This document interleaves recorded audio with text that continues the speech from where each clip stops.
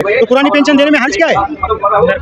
अगर आप एमएलए की पेंशन बढ़ा रहे हैं और इधर कर्मचारी 40-50 साल काम करता है, उसकी पेंशन हटा रहे, उसी कर्मचारी का निजीकरण कर रहे हैं, उसी के बेरोजगारी को तो भारत देश को आप ढकेल रहे हो और बोलते हैं नई पेंशन लाते हो अच्छी है। कैसे अच्छी है? कर्मचारी और इवन सरकार को जो नियोक्ता है उसको भी नुकसान है, ज्यादा पैसे देने पड़ रहे हैं नियोक्ता को, परंतु ये पैसा बाजार में अडानी जैसे मौज कर रहे हैं इस पैसे की। तो देश के काम आना चाहिए, पैसा यही रहना चाहिए, सरकार को एक्स्ट्रा देने की जरूरत नहीं है, कर्मचारी से ही पैसा लेके देना चाहिए। रामलीला मैदान में आप लोग इकट्ठा हुए हैं, आज दूसरी बार इकट्ठा हुए हैं एक महीने के अंदर, तो क्या मुद्दा है, क्या परेशानी सरकार से आपको? जी हाँ, हम इकट्ठा हुए हैं। हम जैसे अभी दिव्यांग कर्मचारी है और मोदी जी बोलते हैं कि दिव्यांग और देश का जितना भी गरीब है, जो भी वृद्ध है, उनका क्षेम कुशल होना चाहिए, उनका भविष्य बनना चाहिए। तो हम बात करना चाहते हैं मोदी जी से कि हम अगर दिव्यांग है तो हमें आगे पेंशन नहीं है, तो भविष्य में जाके जब हमारा शरीर कुछ काम करना छोड़ देगा तो हमारी क्षेम कुशलता कैसे होगी? हमें उसका जवाब चाहिए, हमें पुरानी पेंशन चाहिए। इसके लिए कोई बात तो करना होगा। तो पुरानी पेंशन जो है स्कीम है, सरकार नहीं लाना चाहती, उससे क्या दिक्कत है? उससे दिक्कत है तो हमारा कुटुंब भविष्य सुरक्षित कैसे होगा?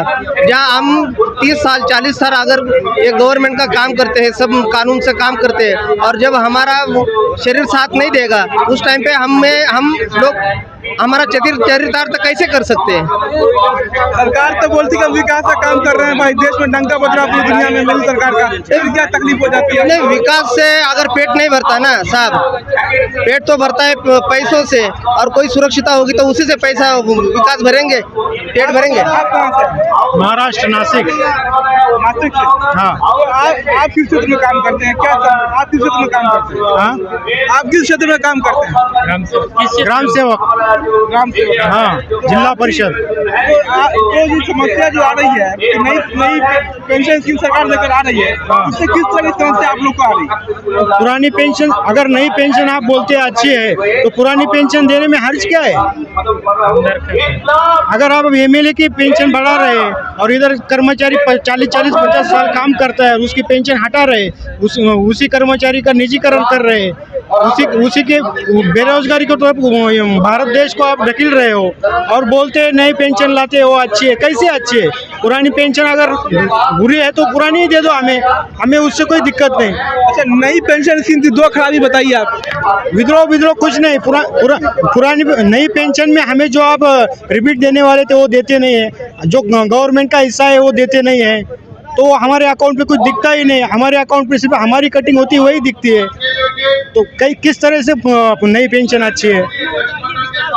आप बताइए, आप भी महाराष्ट्र से हैं? हाँ, हम भी महाराष्ट्र। तो नई स्कीम जो आई है तो सरकार बोल रही है बहुत अच्छा है, कर्मचारियों के लिए बहुत बढ़िया रहेगा, उनको बुढ़ापा भी अच्छा से कटेगा। तो इसकी जो खामियां है, ठीक है, सबसे ज्यादा दिक्कत कहाँ आ गई? नई जो पेंशन है वो जब हमारा कर्मचारी रिटायर होता है तो उसमें से जो सरकार हिस्सा देता है, या फिर कोई कर्मचारी उम्र के 43 साल में कर्मचारी, सरकारी कर्मचारी को सर्विस मिलती है तो उसको उस स्कीम का कोई फायदा नहीं है। इसलिए हमारे सब कर्मचारी, सब राज्य के कर्मचारी जो है उनकी मांग है कि हमें ओल्ड OPS जो है ओल्ड पेंशन ही चाहिए। बहुत धन्यवाद। तो कुछ लोग और हैं जिनसे हम बात करेंगे और जानेंगे कि क्या समस्या क्या। मैम आपका शुभ नाम क्या है? आप कहाँ से आएंगे? अब महाराष्ट्र, नासिक। नई पेंशन स्कीम जो है उससे क्या समस्या आ रही है? हमें ज़्यादा कुछ ये नहीं है, हमें पुरानी पेंशन चालू होना चाहिए। वो जो खासदार होते हैं, आमदार होते हैं, ये सबको इतना पेंशन मिलते हैं तो हमें क्यों नहीं?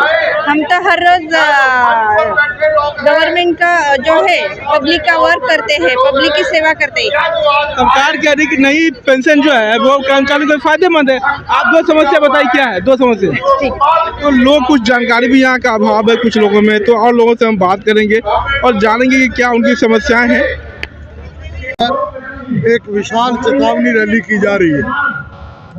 आज ये मुद्दे केवल इसी वर्ग के नहीं हैं जो रामलीला ग्राउंड में आए हैं, बल्कि ये आम मेहनतकश जनता के मुद्दे हैं।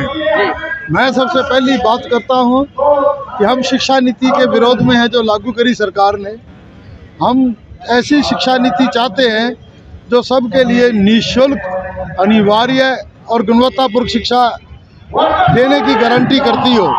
और ये सबके लिए शिक्षा की जब बात करते हैं, इसमें पूरे हिंदुस्तान के 140 करोड़ आबादी के बच्चे आ गए, हमारे भी आ गए और आपके भी आ गए, पूरी जनता क्या। आज के दौर में शिक्षित होना बहुत अनिवार्य है, और जितनी पढ़ाई का स्तर बढ़ेगा उतना ही देश का स्तर बढ़ेगा। आगे मुकाबला करने के लिए हमें साइंटिफिक वैज्ञानिक शिक्षा की ज़रूरत है और पूरे समाज को पढ़ाने की ज़रूरत है, और ये काम केवल सरकारें कर सकती है, कोई व्यक्ति संस्था नहीं कर सकती। तो school teacher federation of India का मानना है कि जो आप राष्ट्रीय शिक्षा नीति लेकर आए हो, इसको हम केवल 3 C में देखते हैं। ये सेंट्रलाइजेशन है, कॉम्युनलाइजेशन है और कमर्शलाइजेशन है। ये शिक्षा का व्यापारीकरण करती है, केंद्रीकरण करती है, और शिक्षा का भगवाकरण करती है, सांप्रदायिकताकरण करती है।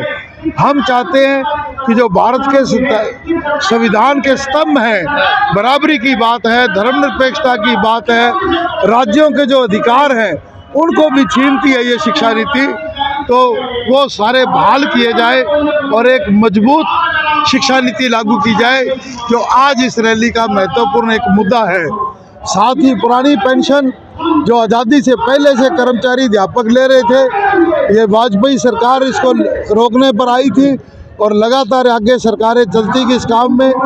आज बहुत बड़ा मुद्दा है कि हमारी सामाजिक सुरक्षा 30-40 साल की नौकरी करने के बाद ख़त्म होती जा रही है। तो हम चाहते हैं कि पुरानी पेंशन स्कीम लागू की जाए, और कई राज्यों में घोषणाएं की हैं, परंतु वो 100% लागू नहीं हो सकती जब तक PFRDA कानून वापस नहीं लिया जाता। थोड़ा शॉर्ट में बताइएगा कि अगर NPS लागू होती है तो मेन प्रॉब्लम क्या फेस करते हैं? NPS लागू होने से सारी प्रॉब्लम है। साथ ही एक तो इसका जो राशि दे रहे हैं वो राशि बहुत कम है। OPS में जो लास्ट तनख्वाह है हमारी, उसका 50% कन्फर्म है, और इसका एक बड़ा हिस्सा बाजार के अंदर जा रहा है, जो शेयर मार्केट में जा रहा है, उसका कुछ पता नहीं है, कोई लेखा जोखा नहीं है। मैं कह रहा हूँ NPS से कर्मचारी और इवन सरकार को जो नियोक्ता है उसको भी नुकसान है। ज़्यादा पैसे देने पड़ रहे हैं नियोक्ता को, परंतु ये पैसा बाजार में अडानी जैसे मौज कर रहे हैं इस पैसे की। तो ये देश के काम आना चाहिए, पैसा यही रहना चाहिए, सरकार को एक्स्ट्रा देने की जरूरत नहीं है, कर्मचारी से ही पैसा लेके देना चाहिए।